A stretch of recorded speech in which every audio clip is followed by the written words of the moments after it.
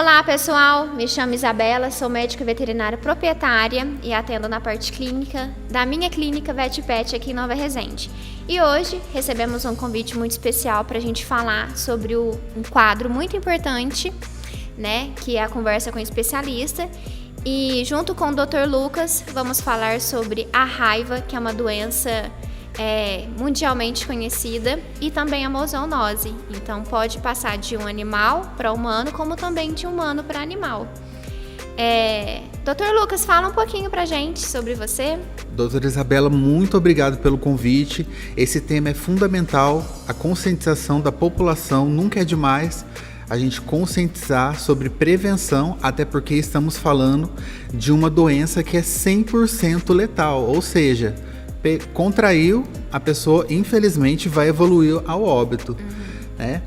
Meu nome completo é Lucas dos Santos, eu sou médico desde 2017, trabalho aqui em Nova Resende desde 2022, trabalhei pela prefeitura durante um tempo e agora eu trabalho em âmbito particular.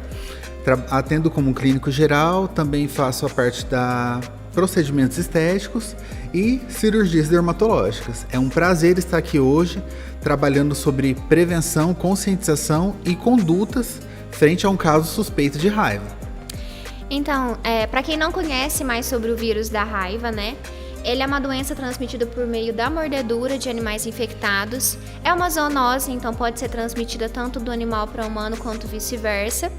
E justamente pela mordedura de animais infectados, né, Dr. Lucas? E Com a certeza. gente não tem muitos casos, né, relatados justamente porque a gente tem o hábito, né, de vacinar o animal, que é a coisa mais certa a se fazer. Com certeza. Então, em animais, a gente tem 3 fases. A primeira fase é a prodrômica, que o animal ele fica mais raivoso, mais nervoso, que dura em torno de 1 a 2 dias.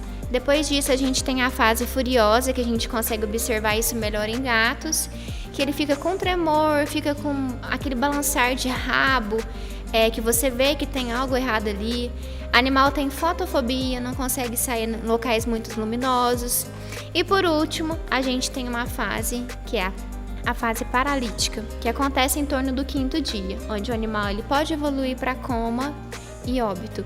É claro que existem alguns outros sinais clínicos que a gente consegue observar, né? Por exemplo, um deles é incoordenação motora, convulsão. Então, sempre quando a gente atende um animalzinho que ele tem algum sinal clínico característico de raiva, a gente precisa realmente tomar um cuidado maior. Por se tratar de uma zoonose, o Dr. Lucas ele vai explicar pra gente quais são os procedimentos que a gente precisa tomar quando um animal desconhecido ele morde a gente, né? Já que se trata de uma zoonose, a gente precisa se cuidar também. Doutor, incrível que eu não conhecia as manifestações clínicas do animal. E veja a coincidência, por se tratar de uma zoonose que acomete mamíferos, os sintomas e as fases são praticamente semelhantes, né? No humano, a fase prodrômica, ela vai manifestar como se fossem sinais gripais: febre baixa, mal-estar, falta de apetite, um desânimo, e depois ela vai evoluindo para aqueles sinais mais clássicos, como hidrofobia, fotofobia, fonofobia, né? E aquele comportamento mais diferenciado que às vezes a gente vê um ou outro vídeo na internet, graças a Deus, porque é raro de se encontrar e de se documentar, né? Respondendo a sua pergunta, o que fazer diante de um quadro de mordedura?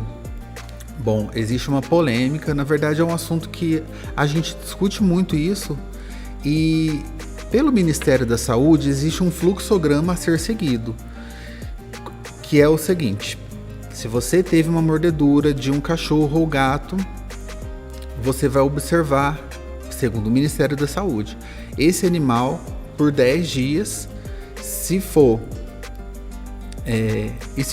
se nesses 10 dias o animal não mudar de comportamento, aí é como se você desse baixa do quadro. Mas, se a gente pensar na história da evolução natural da doença, não faz muito sentido. Com certeza. Até porque, na fase prodrômica, o animal ele já transmite o vírus. Então, Como que eu vou esperar 10 dias para me ver se esse animal ele vai morrer ou não? Exatamente. E assim, Né? as pessoas, elas têm as rotinas delas. Não é porque ela foi mordida por um animal que ela vai parar tudo, o seu trabalho, a sua vida social, a escola, para guardar um cachorro, né? Justamente. E ficar esperando. Às vezes a gente até recebe, algumas pessoas falam, o animal da rua, eu fui tratar, ele me mordeu. O que eu preciso fazer? Uhum. Então, assim, eu como médica veterinária, a gente faz a recomendação da pessoa lavar aquela região com água e sabão e procurar o posto de saúde, Perfeito, né? perfeito. É isso, é exatamente isso. A recomendação principal, lavar abundantemente com água e sabão, e você pode utilizar, caso tenha em casa, a clorexidina, o iodo, o mertiolate, né, o povidine, são substâncias antissépticas. E procurar ou posto de saúde, ou dependendo da gravidade do local, né, se está com sangramento ativo, diretamente o hospital, por causa que se trata de uma urgência. Com certeza. Aí, como é feito a classificação? Se é um caso leve ou se é um caso grave? É pelo local e pela quantidade de ferimento. Às vezes o cachorro deu uma única mordida. Às vezes o cachorro estraçalhou a mão do paciente. Então, locais que são considerados automaticamente casos graves. A face toda, né, região de cabeça e mãos e pés, por ser altamente vascularizados. Aí o tronco, o dorso já são locais de menos gravidade. Porém, se for um ataque múltiplo, né, múltiplas feridas, múltiplas mordidas, aí automaticamente ele vai para alta gravidade. Entendi, doutor. Outra dúvida que nós também temos é em relação à vacinação, né? Porque hoje em dia a gente tem protocolos de vacinação, como também de soroterapia.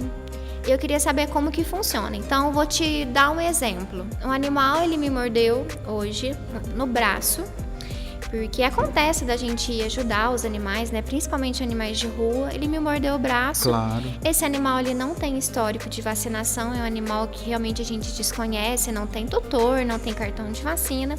O que eu deveria fazer? Procurar lavar bem a ferida, é claro, né? Pra gente diminuir um pouco aquela carga bacteriana ali no local da ferida. E procurar um centro médico, né? Um hospital. Perfeito. E a partir daí, se eu chegar pra você com o histórico que o animal ele é desconhecido, a gente não sabe se é vacinado, qual que seria a conduta médica, né? Que você tomaria? Perfeito. Eu, como plantonista, estando de plantão, você com esse relato, aí a gente estadiaria. É um caso leve ou um caso grave, né?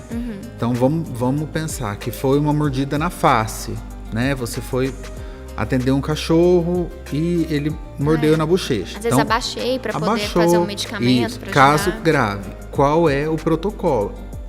A gente vai prescrever 4 doses da vacina, dia 0, que é o dia que aconteceu, terceiro dia, 7º dia e 14º dia. Além disso, você recebe a imunoterapia com o soro antirrábico. Entendi. Que ele é feito tanto no local da lesão, distribuído, e também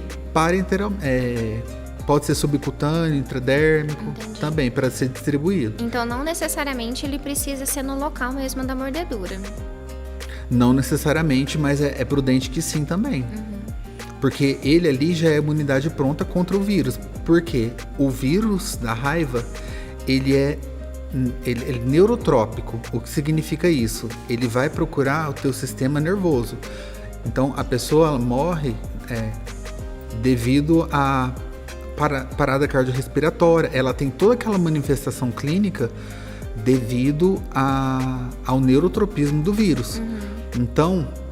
A pessoa também tem convulsão, tremor, tem tudo. Muscular, paralisia, igual os animais? Igual aos animais, ela tem. Já é a fase paralítica.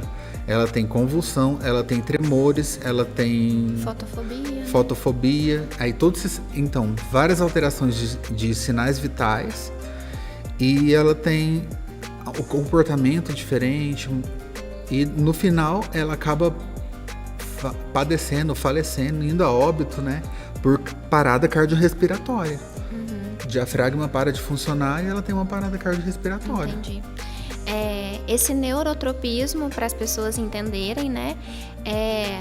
O vírus, ele tenta ir para tecido cerebral. Com certeza. Então, por isso que a gente fala neurotropismo. Ah, né? sim. Então, a gente consegue observar dentro de um animal, como também humano, igual o Dr. Lucas está falando, que ele vai apresentar sinais clínicos neurológicos, né? Como a convulsão, tremores, a paralisia, né? Isso. Coma e morte. Infelizmente, hoje, em casos de animais, na maioria das vezes, é difícil a gente fazer o diagnóstico da raiva com o animal vivo. Então, geralmente, o animal morreu junto com alguns sinais clínicos como esse que a gente falou. Perfeito. Que foi de ser ansioso, nervoso, de atacar as pessoas. Incrível que hoje em dia já tem trabalhos, né, científicos que falam que existe casos que animais que são dóceis, quando ele está infectado com o vírus, ele fica mais raivoso. E animais que são raivosos, eles ficam mais dóceis, Paradoxalmente. né? Então é algo assim que realmente deixa a gente um pouco confuso, né? E na maioria das vezes, infelizmente, a gente não consegue fazer o diagnóstico tão rápido da raiva. Então, o diagnóstico a gente realmente faz no pós-morte. Você tocou num assunto muito interessante. Por isso que, muitas das vezes, no caso do animal e no humano, o diagnóstico é pós-mortem, que não faz tanto sentido para a OMS, a Organização Mundial de Saúde, a gente ter esses 10 dias de observação do animal. Justamente, porque a gente tem uma janela onde o animal ele já pode estar infectado sem comportamento, né? Sem pródromo, que são os sinais iniciais, e pode ter te infectado, o vírus está transitando, está chegando no teu sistema nervoso central, que ele causa a chamada encefalite, né? Quando ele chega no encéfalo e ele causa todas essas alterações, a Organização Mundial de Saúde, ela já preconiza a vacinação de bloqueio imediatamente, depois de 3, 7, 14 dias. E que, para mim, como médico, faz mais sentido, porque a gente vai esperar os 10 dias para ver se a pessoa vai continuar, vai apresentar, se o animal vai vir a óbito, né? Se a gente está falando de uma doença que é 100% letal, não tem como esperar. Então não tem como esperar. Justamente. É uma discussão que, creio eu, que cedo ou tarde esse fluxograma vai mudar. Até porque são poucos casos de raiva, já que está tendo a vacinação em massa, tem campanhas, né? Então diminuiu muito o caso de raiva urbana por isso, né? Pelas campanhas de vacinação. Então eu acho que, pensando em saúde pública, não gera tanto ônus assim para o Ministério da Saúde ou para o município fazer vacinação em quem tem relato de mordedura. Com certeza. A vacinação hoje em dia ela é a melhor forma de prevenção. Por ser uma doença 100% letal, o animal pegou raiva, ele vai vir a óbito. A pessoa pegou raiva, infelizmente ela também vai vir a óbito. Com certeza. Então, às vezes, a gente tenta conscientizar, né, os tutores dos animais para falar que é importante a gente iniciar o protocolo de vacinação de animais com raiva a partir dos 3 meses de vida. E depois anual. Então a gente faz com 3 meses, em torno de 3 meses. É claro que a gente tem a vacina múltipla canina que a gente começa a fazer ela antes da de raiva. E depois anualmente a gente faz a vacina de raiva. Porque eu imagino que ninguém queira pegar raiva na vida, né? Com certeza. Porque pegou, infelizmente é uma vez só que essa pessoa vai pegar. Já não basta a raiva que a gente passa no dia a dia. Mas tirando a brincadeira, é verdade. É uma doença, assim, muito contagiosa. Realmente a transmissão é por meio da mordedura, né? Por meio da saliva do animal. E, exatamente, pela saliva. Então, se você tiver um pequeno ferimento, um cachorro que está colonizado, né? Que está infectado, lamber... Pode passar. Docilmente, com certeza, como é muito comum, principalmente aqui nos interiores, onde a gente tem muitos cachorros que a gente brinca, passa a mão, mas a gente não sabe o histórico. Com certeza. Né? Eu falo, a gente tem essa mania mesmo. Ai, que cachorro bonitinho, eu vou passar a mão nele. Sim. Mas se acontecer, então, tinha algum animal vir morder a gente, se esse animal ele tiver a cartela de vacina toda completinha, tiver a vacina de raiva em dia, tá dentro daquele protocolo, né, que nós médicos veterinários a gente fala pro proprietário pra gente poder manter. Perfeito. Se o animal vir e morder, a gente sabe que o animal ele tá vacinado. Mas mesmo assim, às vezes fazer um estrago muito grande, essa mordedura, é claro que os animais eles têm uma carga bacteriana na boca muito grande. A gente tem diversos tipos de bactérias na boca dos animais. A gente também precisa procurar ajuda médica.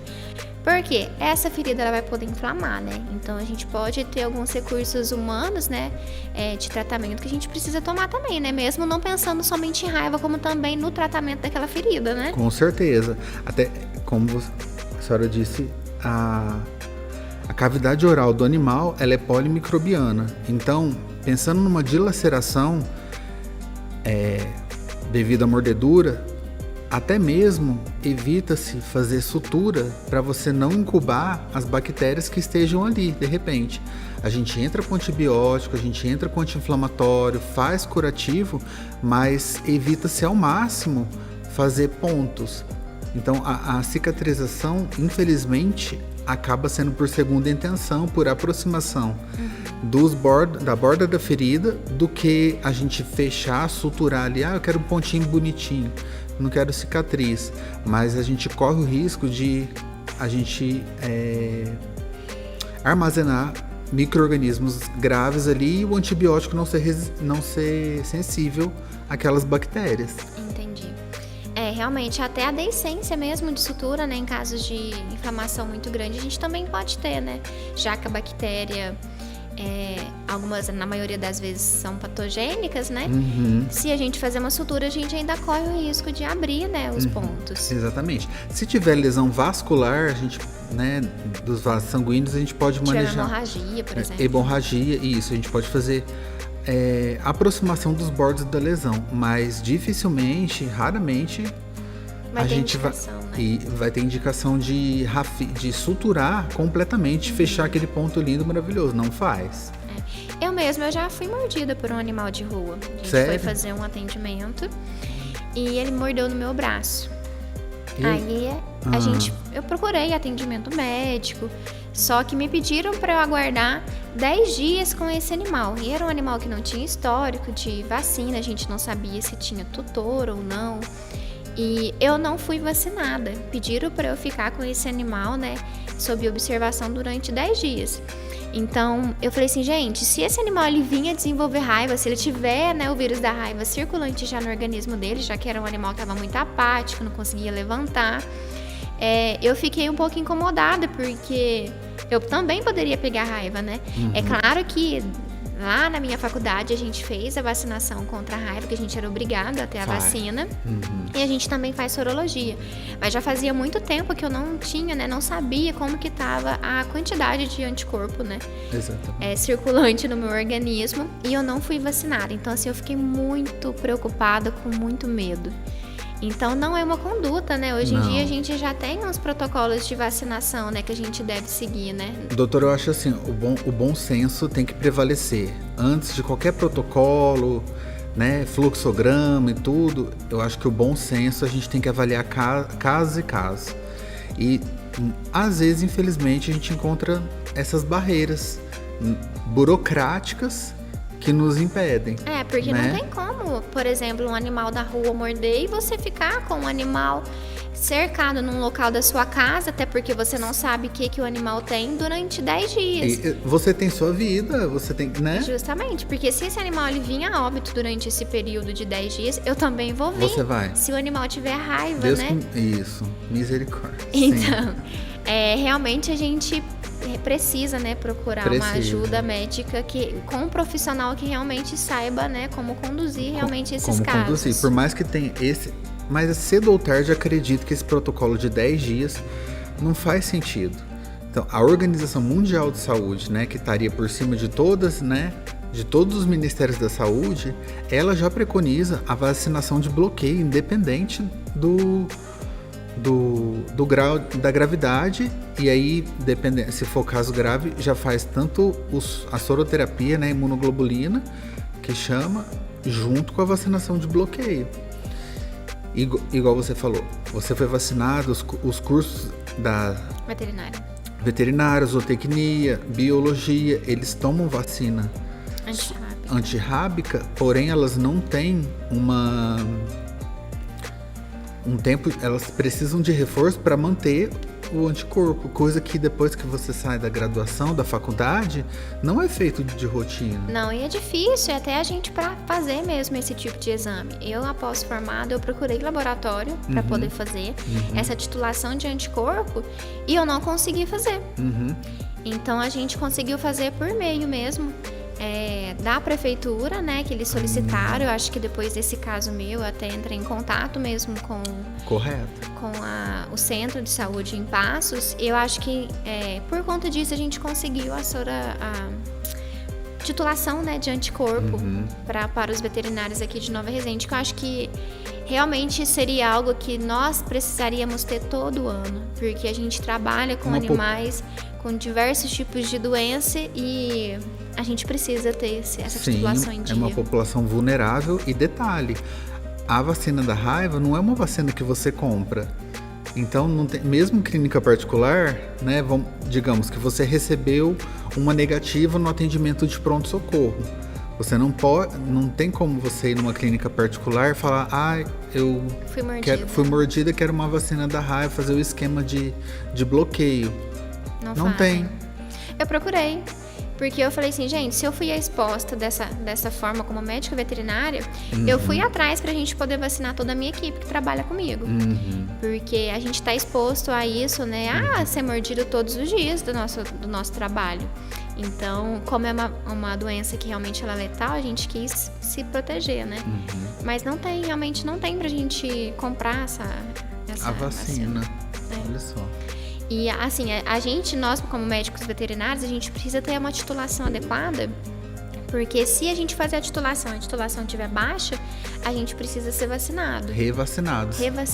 Sempre reforço. Até a minha titulação chegar numa quantidade alta para poder trabalhar tranquilo, né? Com certeza. Acontece isso com, por exemplo, fugindo um pouco, a hepatite B, que ela tem a vacina, são 3 doses, mas você dosa o anticorpo e se você não soroconverteu, digamos assim, se você não criou imunidade, você faz mais um ciclo de 3 doses. De 3 doses de novo para ver se você soroconverte contra a hepatite B, que a gente, né, não foi extinta, ela é transmitida na maioria das vezes sexualmente. Outro dado interessante é que só nesse ano de 2025 já foram documentados 2 óbitos no Brasil de raiva. E foi por Coati, né? Como chama? É Coati? Sagui. Aquele macaquinho pequenininho que a gente vê andando nos fios da cidade direto, né? Aquele bem bonitinho, pequenininho. Pronto, então às vezes a gente esquece. São lindos, né? A gente quer pegar... gente, toma cuidado, viu? Porque já teve gente que já levou sagui pra mim na clínica. Olha! Isso, porque viu o bichinho caído no chão. Então tem que tomar muito cuidado, porque se um bichinho desse vier a te morder, você precisa procurar ajuda médica rápido. Com certeza. É lindo, maravilhoso, parece, né, um fofinho, né? Um ursinho de pelúcia, mas ele também pode transmitir a raiva. E mais ainda, se ele estava num estado de comportamento comprometido, se ele não estava ali nas suas, né, nas suas funções cognitivas, digamos assim, ele pode ser que ele esteja infectado. Com certeza. Não só com a raiva ou com outras zoonoses. A febre amarela também, né? Então a gente tem que tomar cuidado mesmo nessa questão de, eu vi um bichinho silvestre andando na rua, vou pegar ele. Cuidado, porque esse animal ele pode, né? Porque na maioria das vezes eles não vai estar no mesmo ambiente com a gente, a não ser que ele tenha aquele contato de... Às vezes a pessoa mora na roça, alimentar esse animal com frutas, né? Sim. Então você começa a ter aquela rotina com o animal ali, ele começa a ficar mais dócil, mas mesmo assim tem que tomar cuidado, porque a gente não sabe a história, né, de saúde desse animal. Então realmente ele pode passar doença pra gente. Pra gente, isso. E outro dado interessante também é que a grande maioria dos casos agora são por morcegos, né? Que eles são albergues do vírus da raiva, e qualquer acidente com um morcego ou suspeita, ele já entra naquele protocolo como grave e ele faz tanto a vacina quanto o soro. Eu tenho um cliente lá da gente que ele foi mordido. Ele foi fazer um serviço de parte elétrica numa fazenda, num porão, foi colocar luz e o morcego mordeu ele. E não é raro, zona rural. Acontece né? muito, né? Acontece. Então, até animais de grande porte também. Uhum. A gente teve alguns casos aqui em Nova Resende de raiva e às vezes as pessoas ficam com medo de notificar isso, porque a gente precisa notificar. Um animal na sua fazenda, né? É claro que o nosso foco aqui é mais animais de pequeno porte, como Sim. cães e gatos, mas animais de grande porte, eles também podem pegar essa doença e às vezes a pessoa fica com medo de fazer a notificação que o animal ele tá com um comportamento diferente e às vezes o animal vinha a óbito e não notificar. Então, o vírus ele não vai ficar somente restrito àquele animal, já que a gente sabe que ele é transmitido por meio da saliva. Exatamente. Então, ele pode passar para outros animais também e levar todo mundo a óbito. Eu ouvi falar, claro que a gente ouve muitas conversas, né? Sim. Algumas verídicas ou não, mas o pessoal tem medo de notificar justamente com medo da vigilância sanitária lá e fazer eutanásia nesses animais, que realmente seria uma recomendação se a gente ver que o animal realmente ele é suspeito de raiva, né? Uhum. Mas igual eu falei pra você no início, né? A gente descobre a raiva na maioria das vezes depois que o animal vem a óbito.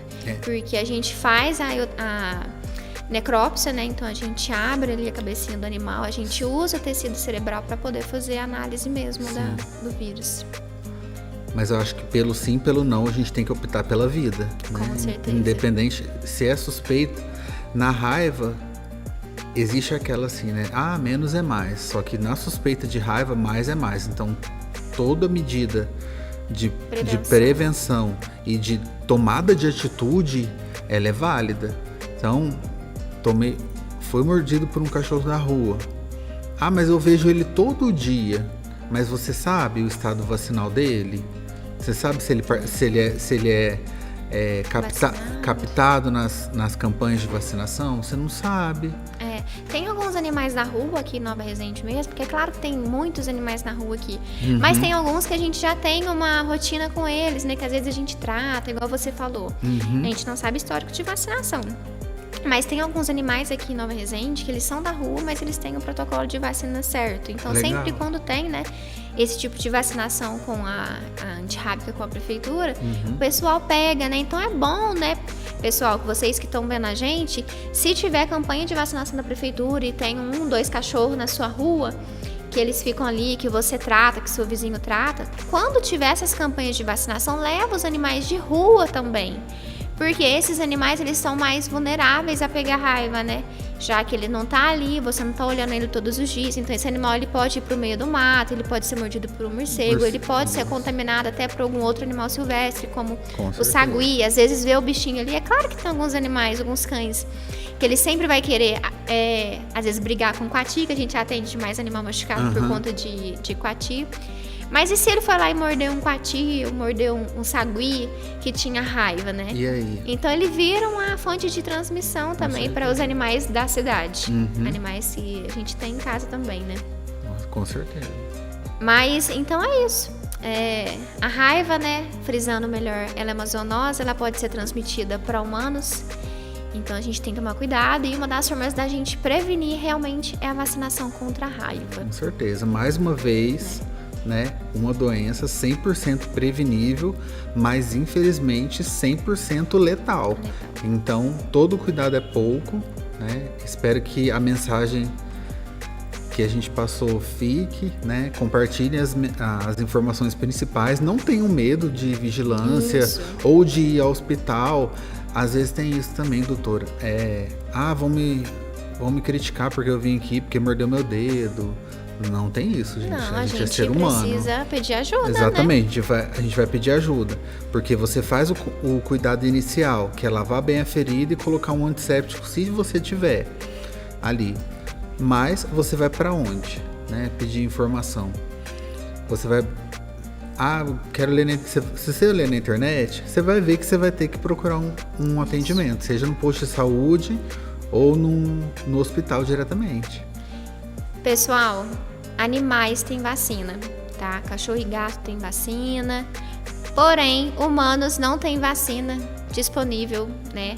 Como algumas vacinas que são de importância obrigatórias, né, Dr. Lucas? Exatamente. Então, se você foi mordido por um animal, procure sim um hospital, procure ajuda médica, porque você também precisa se cuidar.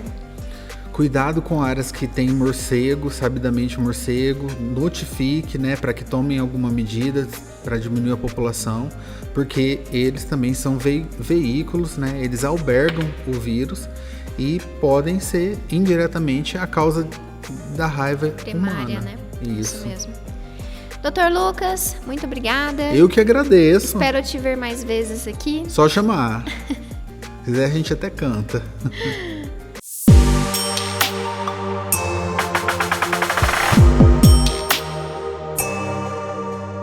Ser mãe é viver cada desafio, cada conquista, cada lágrima. E algumas histórias vão além. Aqui no De Mãe para Mãe, você vai conhecer histórias que inspiram.